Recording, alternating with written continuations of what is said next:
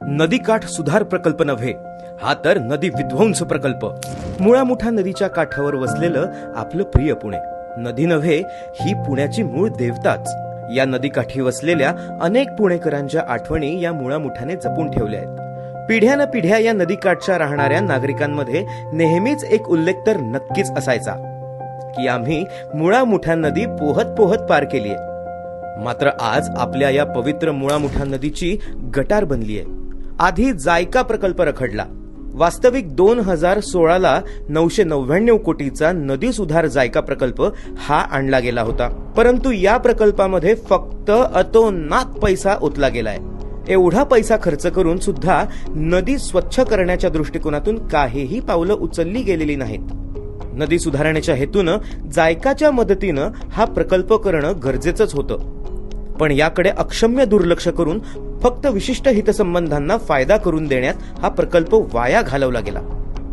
इथल्या शेकडो वर्ष जुन्या ओंकारेश्वरला गटारीच्या पाण्याच्या सान्निध्यात ठेवलं गेलं. भारतातील सर्वात प्रदूषित नद्यांमधली मुळामुठा नदी. आजही भारताच्या दूषित नद्यांमध्ये मुळामुठा नदीचं नाव हे घेतलं जातं. सगळ्यात लाजिरवाणी गोष्ट म्हणजे आजही पुणे शहरात 60% गटारीचं पाणी कोणतीही प्रक्रिया न करता नदीमध्ये थेट सोडलं जातंय.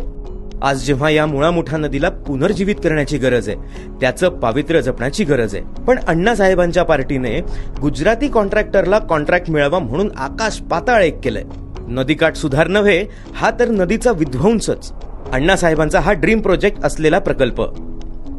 जेव्हा जेव्हा पुणेकरांनी याचा विरोध केला, त्यावेळी नागरिकांच्या मनात फक्त आणि फक्त एकच गोष्ट बिंबवली गेली, हा नदी सुधार प्रकल्पच आहे.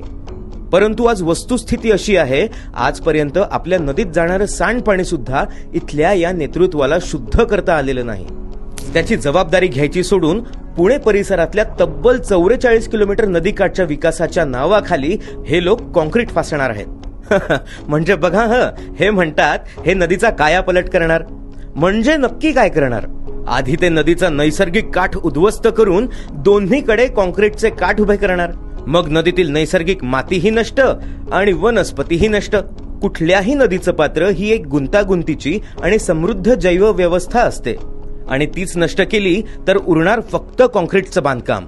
बरं, निसर्ग तर जाणारच, पण नदीचा नैसर्गिक प्रवाह आणि गती यांना धक्का पोचवला तर ती जेव्हा ओसंडून वाहू लागेल, तिचा वेग कॉन्क्रीटमुळे नियंत्रणात राहणार नाही आणि हजारो लोक पुरामुळे धोक्यात येतील किंवा उद्ध्वस्त होतील. पण अनेक पर्यावरण प्रेमींचं हे म्हणणं आहे की या प्रकल्पामुळे पुण्यावर सगळ्यात मोठं संकट ओढावणार आहे. पण अण्णासाहेबांचं म्हणणं काय?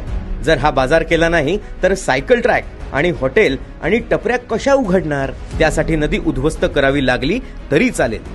6000 झाडांची मनमानी कत्तल. ह्या प्रकल्पात पर्यावरणाचा कुठल्याही प्रकारचा विचार केला गेलेला नाही. त्यातील अत्यंत वेदनादायी गोष्ट म्हणजे नदीकाठावरील तब्बल 6000 झाडांची त्यांनी कत्तल केली आहे. ज्यावेळी 6000 झाडांची कत्तल केली गेली, त्यामुळे या झाडावरील पक्षी, प्राणी, कीटक, साप, सरडे यांसारखे अनेक जीव सुद्धा धोक्यात आले आहेत आणि त्यांची संख्या नक्कीच 6000पेक्षा जास्तच आहे. पण ह्याचा परिणाम म्हणजे पर्यावरणाचा समतोल बिघडणार, हे लक्षात ठेवा. पुण्याच्या मधोमध असलेलं नैसर्गिक पक्षी अभयारण्यही धोक्यात.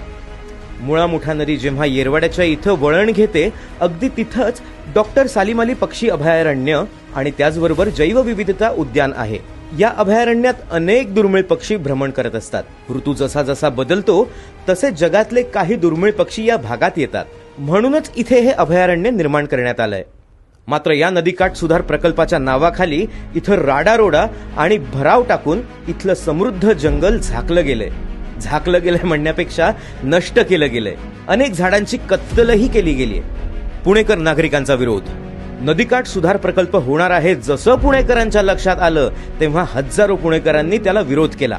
पुण्यामधील जंगली महाराज रोडवरून नदीकाठ पर्यंत हजारो लोकांनी मोर्चा काढला. त्या दरम्यान लोकांनी चिपको आंदोलनही केलं. पण अण्णासाहेबांच्या पक्षानं कोणालाही न जुमानता हा प्रकल्प रेटून धरलाय. 11 पर्यावरण प्रेमींची पुरस्कार वापसी.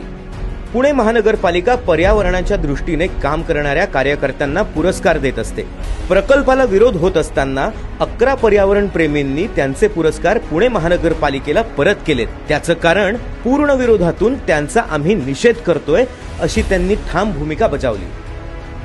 आणि अर्थात हे कंत्राट मिळणार गुजराती कंपनीला. जसं की आपल्या सगळ्यांना माहिती आहे, भारतामध्ये मोठ्या मोठ्या बांधकाम करणाऱ्या कंपन्या आहेत. त्या सगळ्या कंपन्यांना डावलून अण्णासाहेबांच्या प्रशासनानं जाणीवपूर्वक हा 5,000 कोटींचा प्रोजेक्ट गुजराती कंपनीला दिला. पण तेही अण्णासाहेबांचा कार्यकाळ संपण्याच्या काही काळ अगोदरच. कार्यकाळ संपण्याच्या 10 दिवस अगोदरच घाई गडबडीत त्यांचाच अभ्यास दौरा गुजरातमध्ये होतो आणि पितळ उघडं पडल्यानंतर हा अभ्यास दौरा वादग्रस्त होतो. नागरिक हो, तुम्ही समजदार आहात, ह्याचा अर्थ तुम्हाला समजलाच असेल. आता पुणेकरांना तुम्हीच ठरवा, तुमच्या आमच्या मुळामुठा नदीला विद्रूप करणाऱ्या आणि प्रदूषित ठेवणाऱ्या या नेतृत्वाचं करायचं तरी काय? यांनाच तुम्ही पुन्हा तुमच्या शहराच्या चाव्या सोपवणार की पाहणार एक नव्या पर्यायाकडे? जागे व्हा पुणेकर, जागे व्हा.